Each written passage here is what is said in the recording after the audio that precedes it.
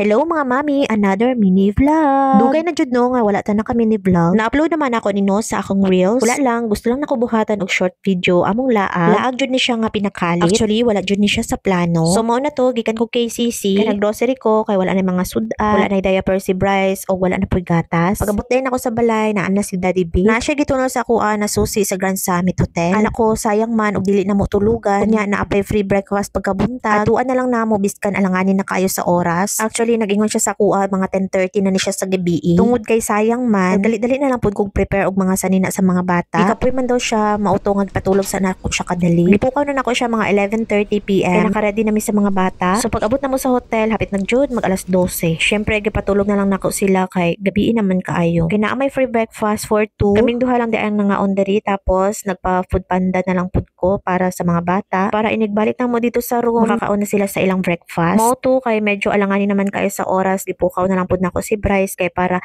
makaligo pud sila diri sa swimming pool. Gusto nako unta nga dili sila magligo sa swimming pool kay init kaayo sa gawas. Ana ko sa mga bata mag playhouse na lang sila kay naa may playhouse dito sa baba. Dili man sila ganahan oy kay mas bet man nila dito nga makaligo sa swimming pool. Kung man nagligo si Daddy B, ako na lang siyang gi-blower bago siya moadto sa iyang duty. Kanila nga blower mga mami kay pinatawag ni siya nga Etera Care blower. Pinatawag po ni siya nga Magic Wand. Dili po ni siya basta-basta nga blower mga mami kay maka ayo po ni siya sa mga sakit. Akong bana arthritis man jud ni no nang nipalit jud ko aning Etera Care blower. Dili na po ni siya nga siya lang ako gina Etera Care, ako pud mismo nagagamit ani. Ug si Bryce ginagamitan po ni nako siya og Etera Care kabalo blower. Kabalo pa mga mami biska mga diabetes, may naay mga cancer like breast cancer, naay mga bukol sa mata, mga diabetic nga putla na nagtiil, mga gipang dialysis diha. Good news jud kaayo kay maayo pa jud sila sa Etera Care. So fast forward na. So nag-duty na si Daddy B, nabili na mi diri sa hotel.